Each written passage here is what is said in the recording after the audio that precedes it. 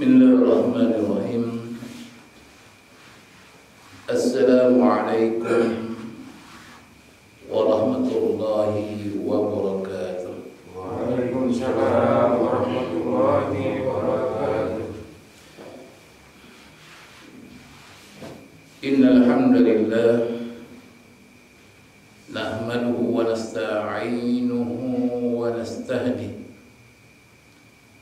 wa na'udzu billahi min shururi anfusina wa min sayyiati a'malina.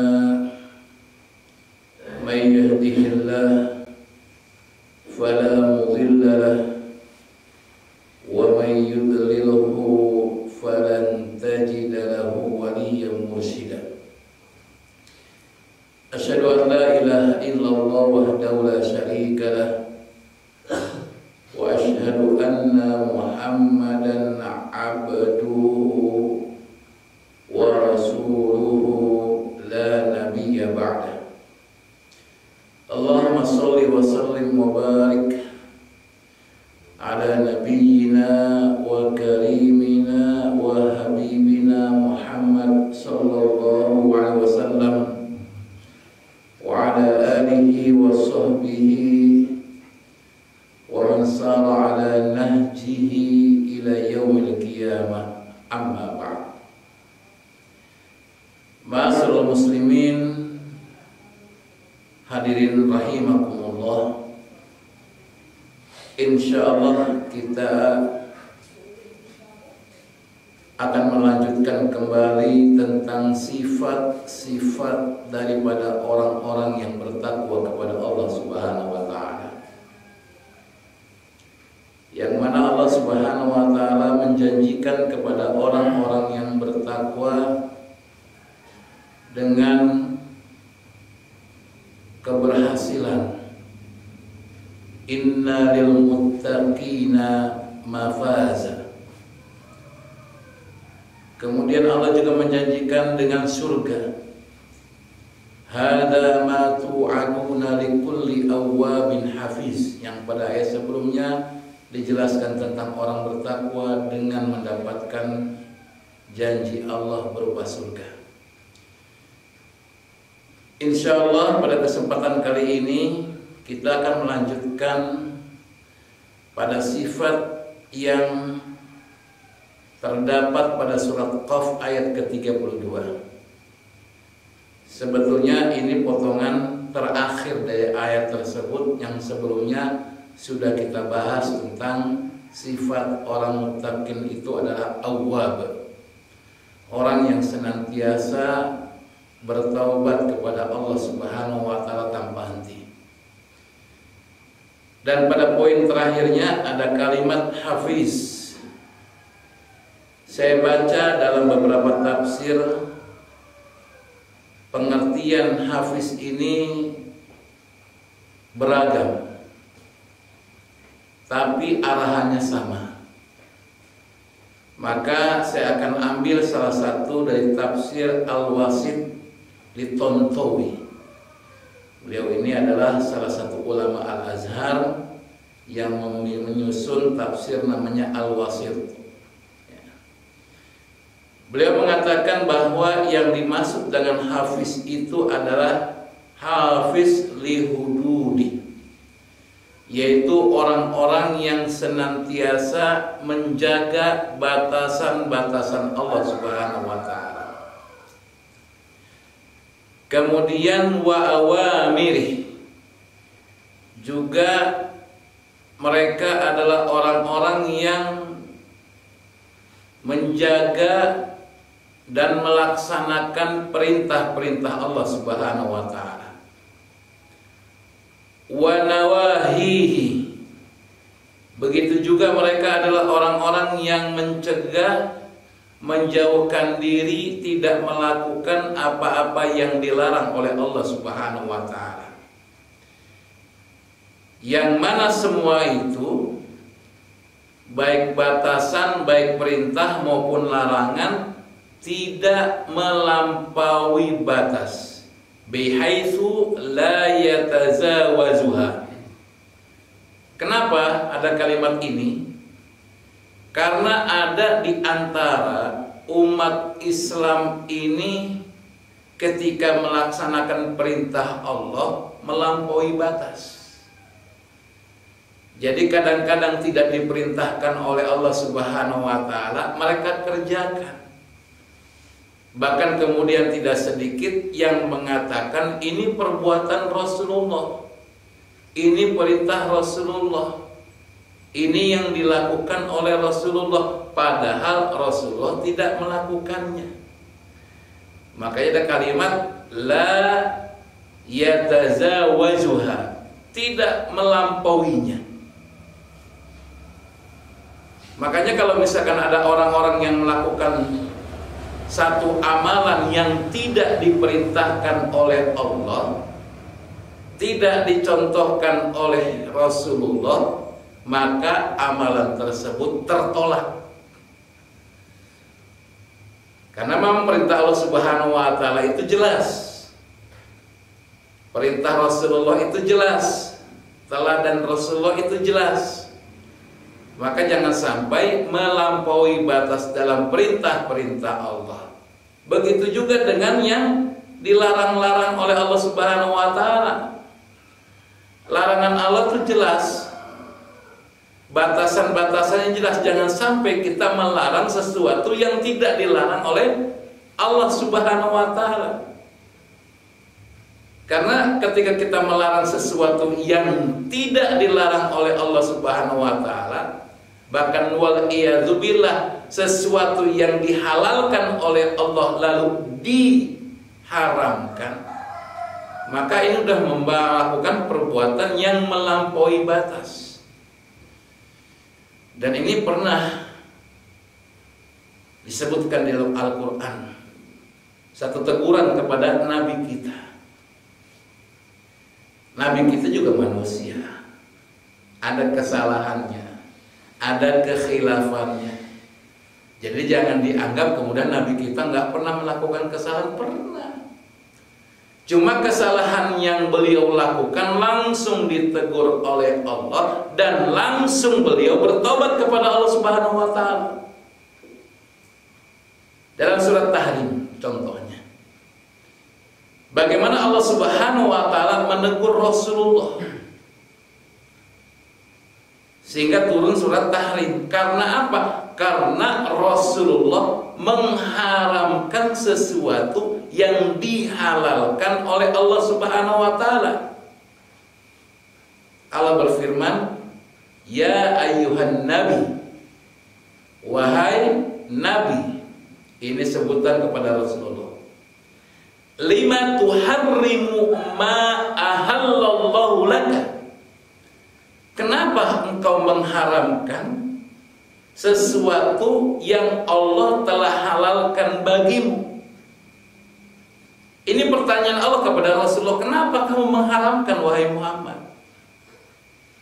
sesuatu yang telah aku halalkan bagi dirimu? Ternyata asbabun nuzul daripada ayat ini adalah Rasulullah SAW itu punya kebiasaan. Kebiasaannya baik, bukan jelek, baik. Dan ini salah satu di antara aturan-aturan ketika seseorang memiliki istri lebih daripada satu. Yang kalau dalam istilah yang terkenal dengan istilah poligami. Rasulullah ini adalah pelaku poligami. Istrinya bukan hanya 1, 2, 3, 4, bahkan lebih. Karena memang itu adalah syariat yang Allah izinkan bagi Rasulullah, tetapi tidak diizinkan kepada umatnya. Maka umatnya dibatasi maksimal adalah 4. Dalam aturan poligami ini, seorang laki-laki kalau bermalam harus sesuai dengan jadwal yang ada. Jadi kalau punya istri 2 misalkan, malam ini diisi pertama, malam besok diisi kedua, malam lusanya diisi pertama, bergantian kayak begitu. Tetapi kalau mendatangi, mengunjungi setiap hari, mendatangi seluruh istrinya setiap hari, boleh. Dan itu dilakukan Rasulullah. Rasulullah pernah mendatangi seorang istrinya, lalu kemudian diberikan minuman, yang mana minuman ini sangat dicintai oleh Rasulullah, sangat disukai oleh Rasulullah. Disebutkan adalah madu. Nggak tahu bagaimana madu itu diolah oleh istrinya sehingga Rasulullah sangat suka. Ternyata ada istri Rasulullah yang tidak suka dengan apa yang Rasulullah lakukan ini dan yang dilakukan istri tersebut. Lalu kemudian bikinlah makar, bikin rencana. Yang rencana tersebut adalah targetnya Rasulullah tidak akan datang kepada istri tersebut lagi, tidak akan minum minuman yang disediakan istrinya tersebut. Siapakah mereka? Ini adalah anak Abu Bakar dan anak Umar bin Khattab, yaitu ibunda Aisyah dan ibunda Hafsah. Mereka bikin sepakatan, sehingga ketika Rasulullah datang dan mereka mengucapkan kalimat yang maknanya sama, mungkin lafadznya berbeda agar tidak timbul kecurigaan, bisa jadi kayak begitu. Maknanya sama, mungkin lafadznya berbeda. Yang intinya adalah mereka mengatakan bahwa mulut Rasulullah baunya nggak enak.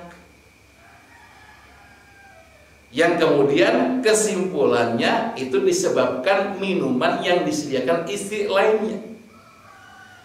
Nah, Rasulullah akhirnya mengharamkan untuk minum lagi di tempat istri tersebut. Tidak mau meminum minuman yang disediakan. Berhasil makar mereka. Ya. Maka Allah Subhanahu wa Ta'ala menurunkan ayat ini. Ya ayuhan nabi, lima tuharrimu ma ahallallahu laka tabtagi mardata azwaj. Nah, ini ada kalimatnya. Tabtagi mardata azwaj, yaitu berharap meraih keriduan istri. Jadi ini gambaran kepada kita. Banyak orang-orang yang kemudian kalah dengan istri. Ya. Dengan apa? Dengan melakukan sesuatu yang diharamkan oleh Allah agar istrinya ridho. Ya. Di sini juga kan teguran kepada Rasulullah. Kenapa mengharamkan sesuatu yang dihalalkan Allah hanya karena ingin mendapatkan keridhaan istrimu? Sekarang banyak suami-suami yang kayak gitu, menghalalkan yang diharamkan Allah untuk meraih keridhaan istrinya. Korupsi lah, ngentit lah, berbohong lah, dan lain sebagainya. Disebabkan karena apa? Karena istri. Maaf ya, para wanita ini wanita-wanita yang tidak solehah. Kalau wanita soleha nggak pernah kayak begini. Jadi kalau ada yang tersinggung minta maaf. Ini karena istrinya tidak soleha. Lihat tetangga punya motor baru, lihat tetangga punya mobil baru, lihat tetangga punya perhiasan baru, lalu datang pada suaminya, Pak, kan papa kan jabatannya lebih tinggi dibandingkan orang tersebut, penghasilan lebih banyak dibandingkan orang tersebut, masa kalah Pak? Oh, akhirnya udah dilanggarlah syariat Allah, korupsi, ngentit dan lain sebagainya, nyolong, ya, nyopet dan lain sebagainya. Naudzubillah min dzalik. Nah, jangan sampai. Maka dalam melaksanakan perintah Allah itu ada batasan-batasannya. Dalam melakukan perbuatan-perbuatan baik itu ada batasan-batasannya. Jangan kemudian melanggar batasan-batasan tersebut. Begitu juga ketika kita menjauhi larangan Allah, maka jangan sampai kemudian melakukan di luar batasan-batasan yang telah Allah tentukan. Nah, ini pengertian Hafiz. Kemudian wa innama yanfadhuha wa yaquf indaha, melainkan mereka menerapkannya dan berdiri di sampingnya, artinya tidak berlebihan dan tidak lemah. Ya. Jadi kalau bahasa Arabnya tidak tafrid dan ifrat, tidak berlebihan juga tidak kurang. Nah, ini pengertian Hafiz. Oleh karena itu, dalam sebuah hadis Rasulullah disebutkan bahwa ini dalam hadis diriwayatkan oleh Imam Muslim, ya, dikatakan, maaf, Imam Tirmizi, ya, dan juga dalam Imam Ahmad disebutkan bahwa Ibnu Abbas, ini Ibnu Abbas adalah anak daripada pamannya Rasulullah. Ya. Nama aslinya adalah Abdullah bin Abbas. Ya. Maka dikenal dengan Ibnu Abbas. Ketika itu beliau mengatakan, kuntu khalfan Nabi sallallahu alaihi wasallam yauman, bahwa saya ini, kata Ibnu Abbas, pada satu hari berada di belakang Nabi Muhammad sallallahu alaihi wasallam. Ini adab. Ya. Kalau kita perhatikan, ini adab dalam menghadapi guru. Bahwa namanya murid, posisinya harus berada di belakang guru, bukan di depan guru. Yang sekarang adab ini banyak dicuekin, gak diindahkan, gak diperhatikan oleh murid-murid sekarang. Ya, tapi kalau di pesantren salafiyah ini masih ada dilakukan. Gak usah jauh-jauh lah. Di pesantren anak saya di Cirebon, bagaimana anak-anaknya dididik dengan cara beradab. Ketemu guru tuh, ya Allah, sampai ketika sudah dekat tinggal berapa meter, jongkok langsung. Kayak feodal emang kelihatannya. Tapi itulah adab di pesantren-pesantren Jawa Timur, kayak begitu juga. Bahkan sampai ada guru lewat, saya lihat di video, lewat, berhenti semua murid, langsung menghadap ke hadapan motor gurunya yang jalan, langsung nunduk. Ya Allah, ini ta'zim, penghormatan terhadap gurunya, walaupun mungkin gurunya gak sempurna, karena memang tidak ada manusia yang sempurna. Ta'zim. Nah, dalam hadis ini Rasulullah bagaimana mendidik pengikutnya, mendidik umatnya, dan umatnya paham bahwa kalau bersama Nabi, posisi jalan berada di